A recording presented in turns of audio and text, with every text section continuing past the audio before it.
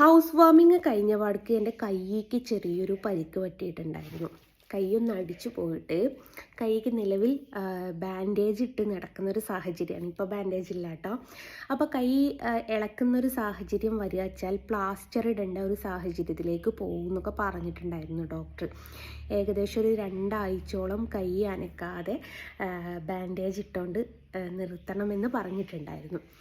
ഇത് ഞാൻ social media കൂടെ പറഞ്ഞ സമയത്ത് ചില ആൾക്കാർ വീഡിയോസ് ചെയ്തു. എന്താണെന്നറിയോ, ഞാൻ വീട് വെച്ചതും വീട്ടിൽ താമസിച്ചതൊന്നും കണ്ണന് ഇഷ്ടമായില്ല, അതുകൊണ്ടാണ് കണ്ണൻ എൻ്റെ കൈക്ക്, അതും വലത് കൈക്ക് തന്നെ ഇങ്ങനെ ഒരു പരിക്ക് പറ്റിച്ചത് എന്ന് പറഞ്ഞു.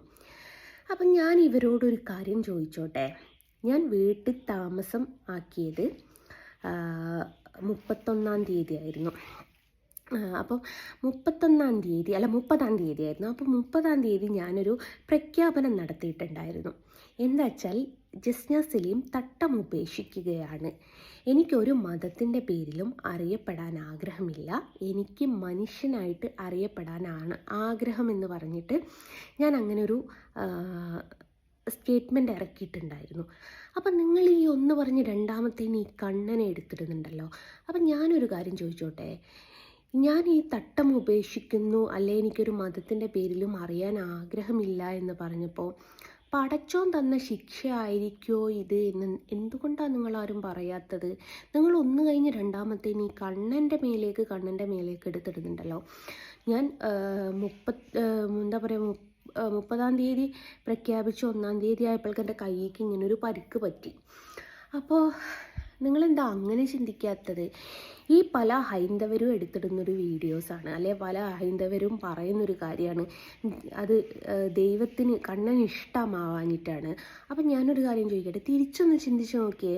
ഞാൻ തട്ടം ഉപേക്ഷിച്ചതിന് പടച്ചോൻ തന്ന ശിക്ഷയാണ് എനിക്കെങ്കിലോ? അങ്ങനെ എന്താ നിങ്ങൾ പറയാത്തത്? നിങ്ങൾ എന്ത് പറഞ്ഞാൽ ഞാനൊന്ന് തുമ്മിയെന്ന് വെക്കുക, കണ്ണന് ഇഷ്ടമായില്ല. ഞാനൊന്ന് മൈഗ്രെയിനായിട്ട് ഹോസ്പിറ്റലിൽ പോയി എന്ന് വെക്കുക, കണ്ണന് ഇഷ്ടമായില്ല എന്നിങ്ങനെ പറയുന്നുണ്ട്. പക്ഷേ ഇതേ കണ്ണൻ തന്നെയാണ് ഞാൻ ചിത്രവര രംഗത്തേക്ക് ഇറങ്ങിയിട്ട് 12-13 വർഷമാവാറായി. എൻ്റെ ഒരു അറിവ് വെച്ചിട്ട് ഞാൻ സാമ്പത്തികമായിട്ടൊക്കെ നല്ല മുമ്പോട്ടാണ്. അപ്പോൾ ഈ ചിലർ ഞാൻ കണ്ണനെ വെച്ചിട്ട് ഭയങ്കര പൈസ ഉണ്ടാക്കി പോണു എന്നുള്ളൊരു ചിന്താഗതിയായിട്ട് ചിലർ ഭയങ്കരമായിട്ട് ഇഷ്യൂ ഉണ്ടാക്കിയിട്ടുണ്ടായിരുന്നു. അപ്പോൾ എനിക്ക് അവരോട് ചോദിക്കാനുള്ളൊരു കാര്യം എന്താണെന്നറിയോ? നിങ്ങൾ വിശ്വസിക്കുന്നൊരു സംഭവമല്ലേ ഈ കണ്ണനെ പ്രാർത്ഥിക്കും തോറും നമുക്ക് ഐശ്വര്യം വരുമെന്ന്? അപ്പോൾ കണ്ണനെ വരയ്ക്കുന്ന എനിക്ക് എന്തുകൊണ്ട് ഐശ്വര്യം ഉണ്ടായിക്കൂടാ? അതെന്താ നിങ്ങൾ ചിന്തിക്കാത്തത്? ഞാൻ കണ്ണനെ വരച്ച് ഹിന്ദുക്കളെ പറ്റിച്ച് ജീവിക്കുകയാണെന്നൊക്കെ കുറേ ആൾക്കാർ പറഞ്ഞിട്ടുണ്ടായിരുന്നു. അവരോട് എനിക്ക് ചോദിക്കാനുള്ളത് എന്താ വെച്ചാൽ, ഞാൻ എവിടെയാണ് പറ്റിക്കുന്നത്? ഞാൻ എന്താണ് വരയ്ക്കുന്നത്, അല്ലെ ഏത് മെറ്റീരിയലിലാണ് വരയ്ക്കുന്നത്, എത്ര കോസ്റ്റ് ആവും എന്നുള്ള ഡീറ്റെയിലൊക്കെ ഞാൻ പറയുന്നുണ്ട്. അപ്പോൾ എത്ര ദിവസം കൊണ്ടാണ് ഞാനൊരു ഫോട്ടോ പൂർത്തീകരിക്കുന്നതെന്നുള്ളതും പറയുന്നുണ്ട്. ഇത്രമേൽ നമ്മളെല്ലാ കാര്യങ്ങളും പറഞ്ഞിട്ട് പിന്നെ എങ്ങനെയാണ് നമ്മളൊരു തട്ടിപ്പുകാരിയും ആവുക? അപ്പോൾ ഇവർക്കൊക്കെ ഇങ്ങനെ കണ്ണനെ വരച്ച് അതിൽ കൂടെ കിട്ടുന്ന വരുമാനം എന്നൊക്കെ പറഞ്ഞ് ഭയങ്കരമായിട്ട് ഇവർ സംസാരിച്ചു. അപ്പം ഞാനൊരു കാര്യം ചോദിക്കട്ടെ. ഈ കണ്ണനെ വരച്ച് അല്ലെ കണ്ണനെ ഇത്രയും കാലം കൊണ്ടുകൊണ്ട് നടന്ന എനിക്കൊരു ഐശ്വര്യവും വേണ്ടെന്നാണോ നിങ്ങൾ പറയുന്നത്? അപ്പോൾ എനിക്ക് അങ്ങനെ ഒരു ഐശ്വര്യം കിട്ടാതിരിക്കുമ്പം എല്ലാവരും കുറ്റം പറയുക കണ്ണനെ തന്നെയല്ലേ?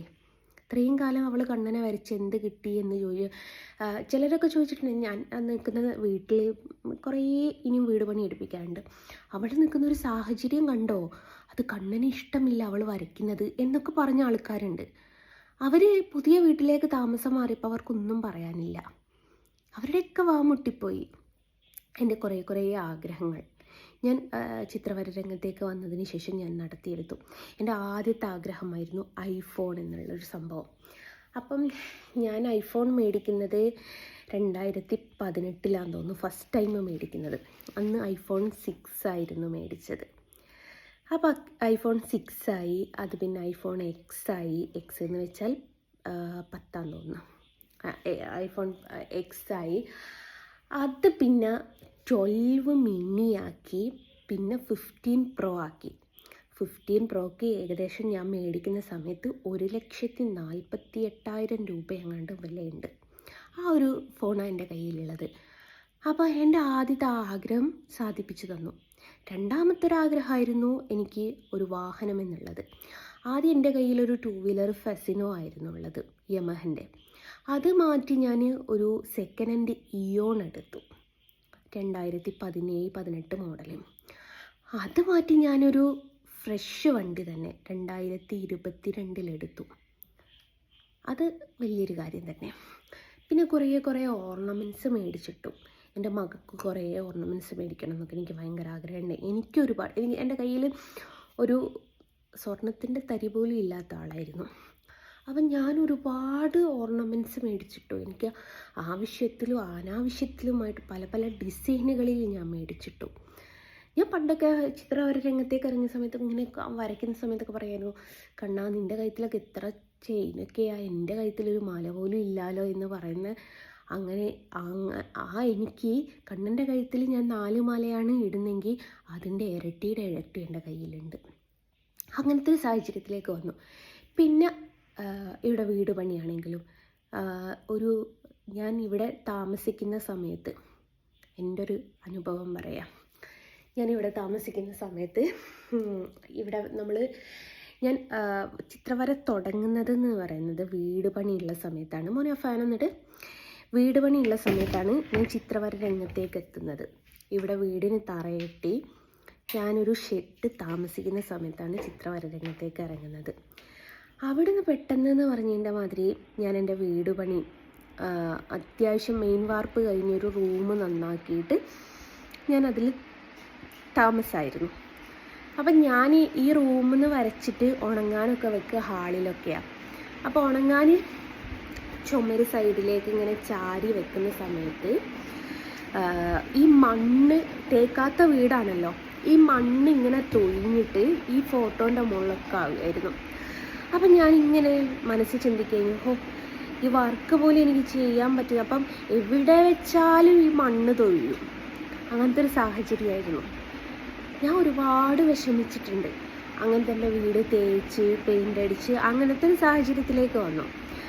പിന്നീടാണ് ഞാൻ പറഞ്ഞല്ലോ എൻ്റെ മാതാപിതാക്കൾക്ക് ഞാൻ ഒരുപാട് പൂനൂർ പോയിട്ട് വരയ്ക്കാറുണ്ടായിരുന്നു. പൂനൂർ പോയിട്ട് വരയ്ക്കുമ്പം അവിടുത്തെ സൗകര്യങ്ങളൊക്കെ എനിക്ക് പരിമിതമായിരുന്നു.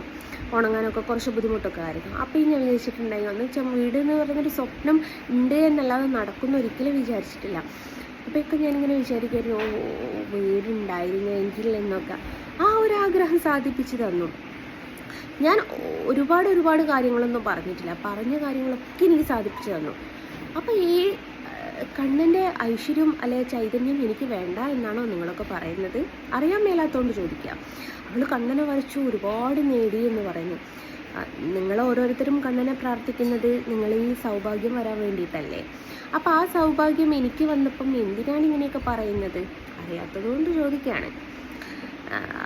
ഈ പറയുന്ന കുറച്ച് ആൾക്കാർ എന്ന് പറയുന്നത് ഹൈന്ദവരാണ്. എല്ലാവരെയും ഞാൻ പറയുന്നില്ല കേട്ടോ. കുറച്ച് സ്ത്രീകൾ, കുറച്ച് കൂട്ടം സ്ത്രീകൾ ഇറങ്ങിയതായിരുന്നു. അതിൽ ഒരു സ്ത്രീ എന്ന് വെച്ചാൽ ഭയങ്കര മതപണ്ഡിതയാണ്. മതത്തിനെ കുറിച്ച് ഘോരം സംസാരിക്കുന്ന ഒരു സ്ത്രീ എനിക്കെതിരായിട്ട് സംസാരിച്ചിട്ടുണ്ട്.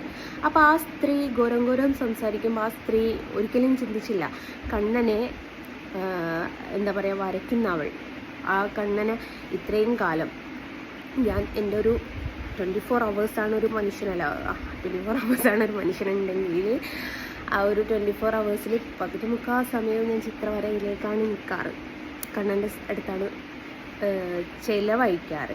അങ്ങനത്തെ എൻ്റെ ജീവിതത്തിൽ ഒരു മുന്നോട്ടുള്ളൊരു നീക്കവും വേണ്ട എന്ന് ഇവരൊക്കെ പറയുമ്പോൾ അത് ആരെയാണ് ബാധിക്കുക എന്നുള്ളത് ഇവർ ചിന്തിക്കുന്നില്ല. പണ്ടത്തെ കാലത്ത് ഞാൻ ഒരുപാട് ചിത്രവര രംഗത്തേക്ക് ഇറങ്ങിയ സമയത്ത് ഞാനും എൻ്റെ കുഞ്ഞുങ്ങളും പട്ടിണി കിടക്കുന്ന ഒരു സാഹചര്യമൊക്കെ വന്നിട്ടുണ്ടായിരുന്നു. ആ ഒരു സാഹചര്യത്തിലൊക്കെ ഞാൻ വരച്ച് ഇത്രയൊക്കെ ആയിട്ടും ചിത്രവര തുടങ്ങിയ സാഹചര്യത്തിലാട്ടോ ഞാൻ എൻ്റെ ചിത്രത്തിന് 5000 രൂപ മേടിക്കൽ തുടങ്ങിയത് 2020-21 കണ്ടാണ്. അതുവരെ ഞാൻ ഗ്ലാസിൻ്റെ മുകളിലായിരുന്നേ വരയ്ക്കാറ്. ഗ്ലാസിൻ്റെ മുകളിൽ വരയ്ക്കുന്നത് എന്തുകൊണ്ടാണെന്ന് വെച്ചാൽ എക്സ്പെൻസ് കുറയാൻ വേണ്ടിയിട്ടായിരുന്നു. 3mm ഗ്ലാസ്സിൽ ആദ്യമൊക്കെ 2mmലൊക്കെ വരയ്ക്കാൻ ശ്രമിച്ചിട്ടുണ്ടായിരുന്നു, പക്ഷേ വേഗം പൊട്ടിപ്പോവുക. പിന്നെ 3mmലേക്ക് ഇറങ്ങി. 3mmൻ്റെ മുകളിലേക്ക് ഞാൻ പോയിട്ടില്ല കേട്ടോ, കാരണം മറ്റൊന്നുമല്ല, എക്സ്പെൻസസ് എനിക്ക് പറ്റാത്തതുകൊണ്ട്. അപ്പം ഞാൻ ഇന്നത്തെ കാലത്ത് ഞാൻ വരയ്ക്കുന്നൊരു വലിപ്പം പറയാണ്, 20 ഇഞ്ച് നീളവും 28 ഇഞ്ച് അല്ല 28 ഇഞ്ച് വീതിയും 20 ഇഞ്ച് നീളവും 28 ഇഞ്ച് വീതിയും, അയ്യോ തെറ്റിപ്പോവുക, 20 ഇഞ്ച് വീതി 28 ഇഞ്ച് നീളവും. ഈ ഒരു സൈസിന് ഞാൻ ഇപ്പോഴത്തെ സമയത്ത് 2025 ഞാൻ 10,000 രൂപയാണ് മേടിക്കുന്നത്. അക്രലിക് ഷീറ്റാണ്, അങ്ങനത്തെ ഫ്രെയിമാണ് ഇടാറ്. അങ്ങനെ കുറേ കാര്യങ്ങൾ ആ ഒരു ഫോട്ടോക്ക് മാറ്റാൻ കേട്ടോ. ആ ഒരു ഫോട്ടോ ആണ് ഞാൻ സ്റ്റാർട്ടിങ് വരയ്ക്കൽ തുടങ്ങി. അതുമല്ല, അതിനെക്കാട്ടിലും വലുതായിരുന്നു ഞാൻ സ്റ്റാർട്ടിങ് വരയ്ക്കൽ തുടങ്ങിയത്. അന്നത്തെ കാലത്ത് ഞാനൊരു മറ്റേ 3mm ഇതിൻ്റെ മുകളിൽ, ഗ്ലാസിൻ്റെ മുകളിൽ വരയ്ക്കും. അതേപോലെ കുറേ ഫ്ലവറൊന്നും അങ്ങനെയൊന്നും ഇല്ലായിരുന്നു. മാക്സിമം പെയിൻറ്റ് ഒപ്പിച്ചിട്ടൊക്കെ ആയിരുന്നു ഞാൻ വരയ്ക്കാറ്. ആ ഒരു സമയത്തൊക്കെ ഞാൻ 2,000 രൂപക്കാണ് കൊടുത്തിരുന്നത്. പക്ഷെ അന്നത്തെ ഫ്രെയിം എന്ന് പറയുന്നത് 1/2 ഇഞ്ചിൻ്റെ ഫ്രെയിമൊക്കെ ആട്ടോ ഞാൻ ഇട്ടിട്ടുണ്ടായിരുന്നത്. സത്യമായിട്ട് 1/2 ഇഞ്ചിട്ട് ഇന്നത്തെ ഫോട്ടോക്ക് ഞാൻ വായിലുണ്ടോ പോയി 10,000 രൂപ. ഞാൻ പറഞ്ഞല്ലേ, 20 ഇഞ്ച് വീതിയും 28 ഇഞ്ച് നീളവും ഉള്ള ഫോട്ടോക്ക് 10,000 രൂപയാണ് ഞാൻ മേടിക്കുന്നത്. അതിനിടുന്ന ഫ്രെയിം എന്ന് പറയുന്നത് 2.25 ഇഞ്ച് 3 ഇഞ്ചിൻ്റെതൊക്കെയാണ് ഞാൻ ഫ്രെയിം ഇടുന്നത്. അപ്പം അന്ന് ഞാൻ 1/2 ഇഞ്ചിൻ്റെ ഫ്രെയിമാട്ടത്, 1/2 ഇഞ്ചിൻ്റെ ക്വാളിറ്റി കുറവുള്ള ഫ്രെയിം. എനിക്ക് ഈ 2,000 രൂപയിലെ എക്സ്പെൻസിൽ ഇത് ഒതുങ്ങണം. അപ്പോൾ പെയിൻ്റൊക്കെ കുറവാണ്. ഞാൻ സെക്കൻഡ് കോട്ടൊക്കെ ഒപ്പിച്ചാണ് അടിച്ചത്. തുറന്നു പറയുന്നതിന് എന്താ, ഞാൻ ഒരുപാട് ആൾക്ക് കൊടുത്തു ഒരു സംഭവം. ഈ ഒരു ഫോട്ടോ 4 ദിവസം കൊണ്ട് പൂർത്തീകരിക്കുന്ന സമയത്ത് എനിക്ക് കിട്ടുന്ന പൈസ എത്രയായിരുന്നു എന്നറിയാം, 500 രൂപയായിരുന്നു.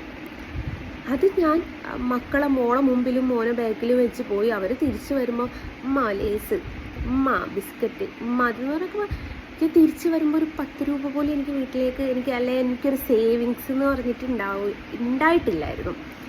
എൻ്റെ ചിത്രത്തിന് എങ്ങനെയാണ് ഞാൻ റേറ്റ് കൂട്ടിയത് എന്നുള്ള കാര്യം കൂടി ഞാൻ പറഞ്ഞു തരാം. എൻ്റെ അടുത്ത് ഒരാൾ കോണ്ടാക്ട് ചെയ്തു. ആളെ നമ്പർ ഇപ്പം നിലവിൽ എൻ്റെ കയ്യിലും കാര്യങ്ങളൊന്നും ഇല്ല കേട്ടോ. ആൾ ഏതാന്ന് പോലും എനിക്ക് അറിഞ്ഞൂടാ. അപ്പം ആളെന്നെ കോണ്ടാക്ട് ചെയ്തിട്ട് പറഞ്ഞു, ആളുടെ ഒരു കസിന് ഫോട്ടോ വേണം. എന്നോട് ചോദിച്ചു ഫോട്ടോയുടെ റേറ്റ് എത്രയാണെന്ന് ചോദിച്ചു. ഞാൻ പറഞ്ഞു 20 ഇഞ്ച് വീതിയും 28 ഇഞ്ച് നീളവുമാണ് വരുന്നത്, അതിന് 2,500 രൂപ എന്ന് പറയുന്നത്. ജസ്റ്റിനൊക്കെ എത്ര എക്സ്പെൻസ് ഉണ്ടെന്ന് ചോദിച്ചു. ഞാൻ പറഞ്ഞു ഏകദേശം 2,000 രൂപേൻ്റെ അടുത്ത് എക്സ്പെൻസ് വരുന്നുണ്ട്. എത്ര ദിവസം കൊണ്ടാണ് ജസ്റ്റിന് അത് തീർക്കുക എന്ന് ചോദിച്ചു. ഞാൻ പറഞ്ഞു 4 ദിവസം കൊണ്ട് പറഞ്ഞു. കൊച്ചെ, തൊഴിലുറപ്പിന് പോകുന്ന ആൾക്കാർക്ക് ഈ ചിത്രവരയിൽ കിട്ടുന്നതിനെക്കാട്ടിലും കൂലി കിട്ടൂലേ എന്ന് ചോദിച്ചു. ഞാൻ പറഞ്ഞു എന്താക്കാനാ, ആൾക്കാർ മേടിക്കണ്ടേന്ന് ചോദിച്ചു. അപ്പം എന്നോട് പറഞ്ഞു, നീ ഒന്ന് സൈസ് ഒന്ന് കുറയ്ക്കുക, അതിനനുസരിച്ചുള്ള മെറ്റീരിയൽ ഉപയോഗിക്കും. കൊറിയറാണ് അവർ. കൊറിയർ പറഞ്ഞ സമയത്ത് അതൊക്കെ ഞാൻ ഈ അക്രലിക് ഷീറ്റ് പറയുന്നതിനെന്താ 2mm വരയ്ക്കാറ് ഉള്ളത്. പറയുന്നതിനെന്താ അക്രലിക് ഷീറ്റ് എനിക്ക് കൊറിയറൊക്കെ ചെയ്യാനുണ്ടായിട്ട് ഞാൻ മാളവികക്കൊക്കെ ഫോട്ടോ കൊറിയർ ചെയ്തെടുത്ത് അന്നത്തെ കാലത്ത് 2,000 രൂപക്ക് മാളവിക വേഴ്സ് എന്നായിരുന്നു. അവർക്കൊക്കെ 2mm ഞാൻ വരച്ചത്. കാരണം എനിക്കത്രയും താങ്ങുള്ളതായിരുന്നു.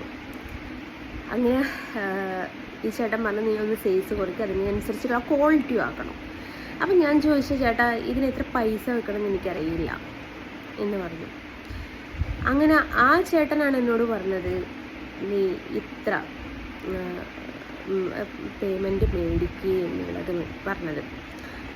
അപ്പോൾ അവർ ഏറ്റവും വലിയ എനിക്കൊരു അത്ഭുതകരമായിട്ടുള്ളൊരു കാര്യം എന്താണെന്ന് വെച്ചാൽ, പിന്നെ നമ്മളിപ്പോൾ ഒരാൾ ഫോട്ടോ ഏൽപ്പിക്കുക, അപ്പം ഞാനിപ്പോൾ പറയാം 2,500 രൂപയാണ്, നാളെ തൊട്ട് 3,000 ആണെന്ന് പറയുമ്പോൾ ഒരാളിപ്പോൾ ഏൽപ്പിക്കുമ്പോൾ എനിക്ക് ഇന്ന് നീ 2,500 നീ താ, നാളെ തൊട്ട് നീ 3,000 ആക്കിക്കോ എന്നല്ല അദ്ദേഹം പറഞ്ഞത്.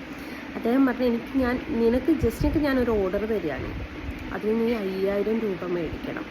പിന്നീട് ആര് നിന്നോട് ഏൽപ്പിക്കുകയാണെങ്കിലും നീ 5,000 പറയണം. ഞാൻ പറഞ്ഞു, ആരും മേടിച്ചിട്ടില്ലെങ്കിലോ എന്ന് ചോദിച്ചു. ആദ്യത്തെ ആൾ വേണ്ടാന്ന് പറയായിരിക്കും, രണ്ടാമത്തെ ആൾ വേണ്ടാന്ന് പറയായിരിക്കും, മൂന്നാമത്തെ ആൾ വേണമെന്ന് പറയുമ്പോൾ നിനക്ക് എത്ര ഫോട്ടോ വരച്ചിട്ട് കിട്ടുന്ന വരുമാനമാണ് ഒരു ഫോട്ടോയിൽ നിനക്ക് കിട്ടുക, കഷ്ടപ്പാടിനും ഫലമാണ് നിനക്ക് കിട്ടുക. അപ്പം 2 ഫോട്ടോ ക്യാൻസലായി പോയാലും ഒരു ഫോട്ടോയുടെ ഓർഡർ പോരെ എന്ന് ചോദിച്ചു. അപ്പം ഞാൻ ചിന്തിച്ചപ്പം കാര്യമല്ലേ പറഞ്ഞത്. അപ്പം ഞാൻ അങ്ങനെ 5000 രൂപയാക്കി. ഈ എൻ്റെ ഒരു ഫോട്ടോ 15x22 എന്ന് പറയുന്നതിൻ്റെ ഷീറ്റിൻ്റെ സൈസ് വരുന്നത് 12x19 ആർക്ക് വേണമെങ്കിലും ഷോപ്പിൽ പോയി ചോദിക്കാം. 12x19 ആക്കാനുള്ള കാരണം എന്താ വെച്ചാൽ, ഒരു ഫുൾ ഷീറ്റ് ഞാൻ മേടിക്കും. ഫുൾ ഷീറ്റ് പല സൈസിൽ പല പ്രൈസിലുണ്ട് കേട്ടോ. ഇനിയിപ്പം ഷോപ്പിൽ പോയിട്ട് ഫുൾ ഷീറ്റിന് ഇത്ര പൈസയാണ് എന്ന് പറഞ്ഞിട്ട് ഞാൻ ബ്രാൻഡ് സാധനം കമ്പനി ക്ലിയറാണ് എടുക്കാറ്. അതിൽ പല ഇതുണ്ട്. നമുക്ക് എല്ലാം കണക്കാണ് എന്ന് ഷോപ്പുകാർ പറയും. പക്ഷേ നമ്മുടെ മനസാക്ഷിയുടെ മുമ്പിലൊരു സംഭവം ഉണ്ടല്ലോ, അവർ പറയും റേറ്റ് കുറവുള്ളതാണെങ്കിലും ജസ്റ്റ് അത് മതി എന്നൊക്കെ പറയും. പക്ഷേ എനിക്കത് തോന്നൂല. ഞാൻ ഏറ്റവും ക്വാളിറ്റി, ഏറ്റവും ക്ലിയറിലാണ് ഞാൻ എടുക്കുക. ചിലപ്പോൾ 3mm എടുക്കും. ഈ 12x19 മുകളിലോട്ട് എന്ന് വെച്ചാൽ 20-28 സൈസ് ആകുമ്പോഴേക്കും ഞാൻ 4mm എടുക്കും. അതിൻ്റെ വലുത് നമ്മൾക്ക് 5mm എടുക്കും. അപ്പോൾ ഈ 5mm എടുക്കുന്ന സമയത്ത് പെട്ടെന്ന് ഫ്രെയിമിൻ്റെ വലിപ്പമൊന്നും മാറ്റണം. ഞാനൊരു കൊടുക്കുന്നൊരു 20,000 രൂപയുടെ ഒരു ഫോട്ടോ ഞാൻ എൻ്റെ വീട്ടിൽ തൂക്കിയിട്ടുണ്ട്. ആ തൂക്കിയൊരു ഫോട്ടോയുടെ ഫ്രെയിം അതാ ഈ ഒരു വലിപ്പമുണ്ട്. എന്ന് വെച്ചാൽ നമ്മുടെ കൈയുടെ ഈ ഒരു വലിപ്പതാ. ഇതെന്ന് വെച്ചാൽ ഷോപ്പിൽ ഏറ്റവും റേറ്റുള്ള ഫ്രെയിമാണ്. സ്റ്റിക്കിന് 1800 രൂപ വരും ഒരു സ്റ്റിക്കിനാട്ടോ. എനിക്ക് ഈ ഒരു ഫോട്ടോക്ക് 2 സ്റ്റിക്കിൻ്റെ അടുത്ത് വേണം. എന്ന് വെച്ചാൽ 2 സ്റ്റിക്ക് മുഴുവൻ വേണ്ട കേട്ടോ, 1.5 സ്റ്റിക്ക് വേണം. 1.5 സ്റ്റിക്കിനാണെങ്കിൽ നമ്മൾ 2 സ്റ്റിക്കിൻ്റെ പൈസ കൊടുക്കണം. അവിടെ ഫ്രെയിമിനല്ല പൈസ, സ്റ്റിക്കിനാണ് പൈസ വരുന്നത്. അപ്പോൾ നമ്മൾ സ്റ്റിക്കിൻ്റെ പൈസ കൊടുത്തിട്ട് വേണം നമ്മളിത് എടുക്കാൻ വേണ്ടിയിട്ട്. അപ്പോൾ ഇത് അവിടെ വെച്ചിട്ട് ഏറ്റവും വലിയൊരു ഇതാണ്. മോനെ ഒരു ടാപ്പ് എടുക്കുമോ? അതിൻ്റെ വലിപ്പം ഇഞ്ചൂടി ഞാൻ കാണിച്ചു തരാം. ഒരു സെക്കൻഡ്, ഒരു ടാപ്പ് കിട്ടട്ടെ. അപ്പോൾ അത്രമേൽ നമ്മൾ അതിനുള്ള മാറ്റങ്ങൾ കൊടുക്കും. അപ്പോൾ ഞാൻ അന്നത്തെ കാലത്ത് ഇടുന്ന 1/2 ഇഞ്ചിൻ്റെ ഫ്രെയിം ഞാൻ കാണിച്ചു തരട്ടെ. ഗൈസ്, ഇതാണ് 1/2 ഇഞ്ചിൻ്റെ ഫ്രെയിം. ഇന്ന് ഞാനിടൽ 1.25 ഇഞ്ചിൻ്റെ ഫ്രെയിം കേട്ടോ. ഈ 1.25 ഇഞ്ചാണെങ്കിലും 1/2 ഇഞ്ചാണെങ്കിലും 1 ഇഞ്ചാണെങ്കിലും ഒക്കെ പല പ്രൈസിലുണ്ട് കേട്ടോ. ഞാൻ ഏറ്റവും നല്ല പ്രൈസ് തന്നെ എടുക്കാറുണ്ട്. ഈ ഒരു ഫോട്ടോ മോളെ ഇത് പിടിക്കുക. അയ്യോ കൈ വയ്യാത്തതാ. ബാക്കോട്ട് വെക്ക് എന്ത് തിരിച്ച് നമുക്ക് മനസ്സിലാവും. കണ്ടോ? ഇങ്ങനെ നോക്കാം. 1, 2, 3, 4 ഇഞ്ച്, 4.5 ഇഞ്ചാണ് ഈ ഒരു ഫ്രെയിം വരുന്നത്. 4.5 ഇഞ്ച് വരുന്നുണ്ട്.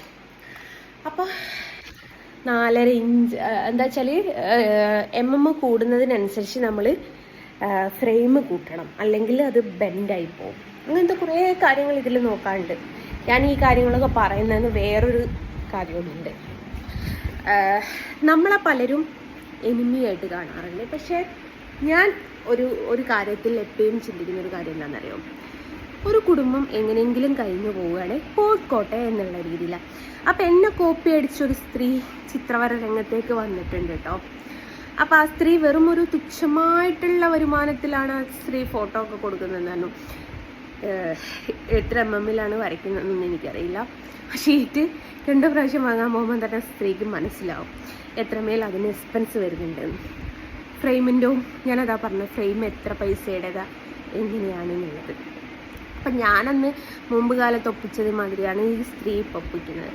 അപ്പോൾ ഈ സ്ത്രീ അത് കേൾക്കുമ്പോൾ ഇതിന് എന്തെങ്കിലും ഒരു ബെനിഫിറ്റ് അതിൽ നിന്ന് കിട്ടുകയാണെങ്കിൽ കിട്ടിക്കോട്ടെ എന്ന് കരുതിയിട്ട്. കാരണം മറ്റേ ലസിത പാലക്കലിൻ്റെ ഒന്നും മാതിരിയല്ല. തുറന്ന് പറയുന്നത് എന്താ, ലസിത പാലക്കലൊക്കെ എന്ന് വെച്ചാൽ ദിവസം എൻ്റെ ഒരു 2 വീഡിയോ എങ്കിലും പോസ്റ്റ് ചെയ്തിട്ടേ ആ പെണ്ണുങ്ങൾക്ക് റീച്ച് കിട്ടുള്ളൂ. ലസിത പാലക്കലിൻ്റെ അക്കൗണ്ട് എടുത്ത് നോക്കിയാൽ തന്നെ നിങ്ങൾക്ക് കാണാം എൻ്റെ ഒരു 2 വീഡിയോ എങ്കിലും ഉണ്ടാവും. ആ 2 വീഡിയോക്കാണ് അത്യാവശ്യം വ്യൂവേഴ്സ് ഉണ്ടാവുക. ആ പെണ്ണുങ്ങൾ ജിമ്മിൽ പോയിട്ടും ബൈജു മുരുകൻ്റെ കൂടെ തിരുവാതിര കളിച്ചിട്ടൊക്കെ ഇട്ടിട്ടുള്ളത് എവിടെയും എത്തൂല. അപ്പോൾ ഈ പെണ്ണുങ്ങൾക്ക് റീച്ച് അല്ലെ സബ്സ്ക്രൈബേഴ്സ് അല്ലെ വാച്ചിങ് അവേഴ്സ് കിട്ടണമെന്നുണ്ടെങ്കിൽ എൻ്റെ വീഡിയോസ് എൻ്റെ പേര് നിർബന്ധമായിട്ട് കൊടുക്കേണ്ട ഒരു സംഭവമാണ്. പക്ഷേ ഈ പെണ്ണുങ്ങൾ അങ്ങനെയല്ല. ഈ പെണ്ണുങ്ങൾ കണ്ടോലെ വീടിൻ്റെ മുമ്പ് പോയിട്ട് ഇതാ അവരുടെ വീടാണ് മാക്സിമം. ഇന്നലെ കണ്ടിട്ട് പൊന്നാര ഗായ്സ് എന്താ പറയുക, ഞാൻ ചിരിച്ചു പോയിട്ട് ഒരു മൈക്ക് എവിടുന്നോ മേടിച്ച് സെക്കൻഡ് ഹാൻഡാന്നുള്ളത് മനസ്സിലായി. ഏതോ ആക്രിപ്പിരിയെന്ന് മേടിച്ചതാണ്. അപ്പോൾ അത് വെച്ചിട്ട് ഷൈൻ ടോം ചാക്കോൻ്റെ വീടിൻ്റെ പരിസരത്തൂടി കറങ്ങുന്നത്. അപ്പോൾ പൊന്നാര മോളെ, നീ ആദ്യം ചെയ്യേണ്ടത് എന്താണെന്നറിയോ? ഈ മൈക്കും കുണ്ടാണ്ടവും മേടിക്കുന്ന നേരം കൊണ്ട് നീ നല്ലൊരു ക്ലാരിറ്റിയുള്ള ഫോൺ മേടിക്കുക. അതാണ് നിനക്ക് ആദ്യം വേണ്ടത്. ഒരു EMI ഇട്ടാൽ മതി. 2-3 മാസം കൂടുമ്പോൾ 8000 രൂപ നിനക്ക് അക്കൗണ്ടിൽ നിന്ന് കിട്ടുന്നില്ലേ, യൂട്യൂബിൽ നിന്ന് കിട്ടുന്നില്ല, അത് മതിയടോ നിനക്ക് EMI അടയ്ക്കാൻ. നീ എന്നെ എനിമിയായിട്ട് കാണുന്നുണ്ടെങ്കിൽ ഞാൻ നിന്നെ എനിമിയായിട്ട് കാണുന്നില്ല. അപ്പോൾ എനിക്കെന്താ അത്ര സഹതാപം നോക്കിയാൽ, സ്ത്രീയല്ലേ ആ ഒരു പരിഗണന. കാരണം സ്ത്രീകളെ മറ്റുള്ള എന്താ പറയുക, എവിടെയും തലകുനിക്കാതെ മുൻപോട്ട് പോകണമെന്നില്ല. ആ സ്ത്രീയുടെ ഭർത്താവ് പോലും ആ സ്ത്രീക്ക് സപ്പോർട്ടല്ല. അതുകൊണ്ട് നമ്മളാൽ കഴിയുന്ന കാര്യങ്ങൾ പറഞ്ഞു കൊടുക്കുക. അപ്പം അങ്ങനെയാണ്. അപ്പോൾ ഫോട്ടോനെ കുറിച്ച് അപ്പം ഇങ്ങനെയാണ് ഞാൻ പ്രൈസ് കൂട്ടുകയും കാര്യങ്ങളൊക്കെ ചെയ്തത്. അപ്പോൾ കണ്ണനെ ഇത്രയും കാലം വരച്ചിട്ട് എനിക്കൊരു ഐശ്വര്യവും വേണ്ട, എനിക്കൊരു മുന്നോട്ട് നീക്കവും വേണ്ട എന്ന് ചിന്തിക്കുന്ന കുറച്ച് ആൾക്കാരോട്, പിന്നെ ഈ കണ്ണൻ ദൈവമാണ് എന്ന് പറയുന്നതിൽ കാര്യമില്ലാതായി പോവില്ലേ? നിങ്ങൾ പറയും പോലാണ് ഞാൻ വരേണ്ടതെങ്കിൽ ഞാൻ ഒരു ഗതിക്കും പരഗതിക്കും ഇല്ലാത്ത രീതിയിൽ ജീവിക്കണമെന്നാണ് നിങ്ങൾക്കൊക്കെ താല്പര്യമെങ്കിൽ നമ്മൾ ഇത്രയും കാലം നമ്മളെന്ന് പറയണ്ട, ഞാൻ ഇത്രയും കാലം കണ്ണനെ ആരാധിച്ചതിലൊരു കാര്യം ഇല്ലാതായി പോവില്ലേ? അതുകൂടി ഒന്ന് ചിന്തിക്കാം. അപ്പം അങ്ങനെയാണ്. അപ്പം എൻ്റെ കയ്യിൽ പറ്റിയത് തട്ടം ഉപേക്ഷിച്ചതുകൊണ്ട് പടച്ചോൻ തന്ന ശിക്ഷയാണ്. അതിനും കണ്ണനെ എടുത്തിടണ്ട കേട്ടോ. അത് പറയാൻ വേണ്ടിയിട്ട് ചെയ്ത വീഡിയോ ആണ്. അപ്പം എല്ലാവർക്കും നന്ദി, വണക്കം. ഞാൻ നെയ് പൊളിച്ചിട്ടുണ്ടോ. വീണ്ടും സന്ധിക്കും വരെ കോയമല്യാരെ റിയാക്ഷൻ വീഡിയോക്ക് വരണേ. ബൈ.